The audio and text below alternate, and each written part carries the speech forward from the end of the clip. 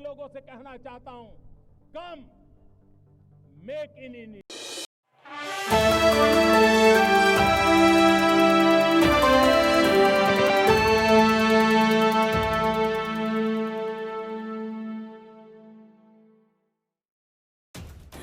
कच्चा तीवू द्वीप को लेकर लगातार विवाद गहराता जा रहा है। आरोप प्रत्यारोप का दौर शुरू हो गया है। अब तमिलनाडु के मुख्यमंत्री एम.के. स्टालिन ने प्रधानमंत्री नरेंद्र मोदी पर निशाना साधा है।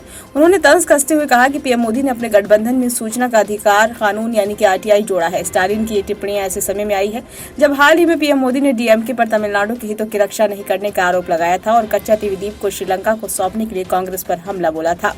स्टालिन ने कहा, ईडी और आयकर विभाग के बाद अब उन्होंने आरटीआई को अपने गठबंधन में शामिल कर लिया है। पीएम मोदी जानते हैं कि वह कुछ भी कहेंगे तो लोग अब उनका विश्वास नहीं करेंगे, इसलिए उन्होंने नौटंकी के लिए आरटीआई का सहारा लिया है। इसके अलावा उन्होंने ये भी सवाल किया कि प्रधानमंत्री को उत्तर प्रदेश में कच्चा तीवू के बारे में क्यों बोलना पड़ा।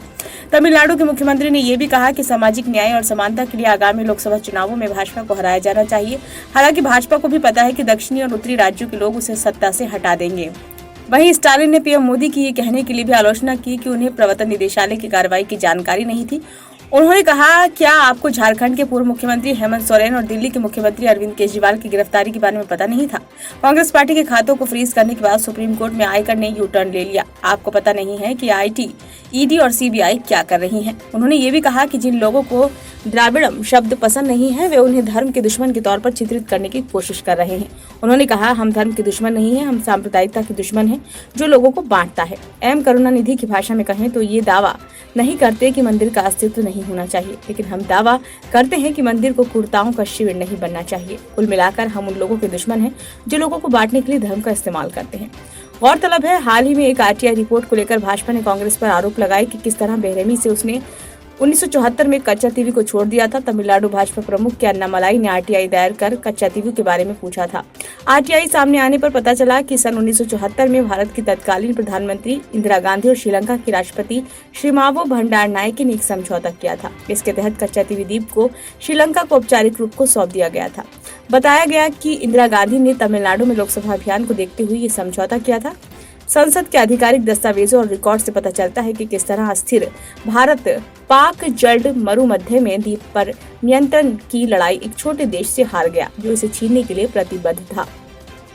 इस मामले में कांग्रेस को घेरते हुए प्रधानमंत्री नरेंद्र मोदी ने रविवार को एक मीडिया रिपोर्ट साझा की थी। उन्होंने कहा था, आंखें खोलने और चौंकाने वाला सच सामने आया है। नए तथ्यों से पता चलता है कि कांग्रेस ने किस तरह बेरहमी से कच्चा तीवू को छोड़ दिया था।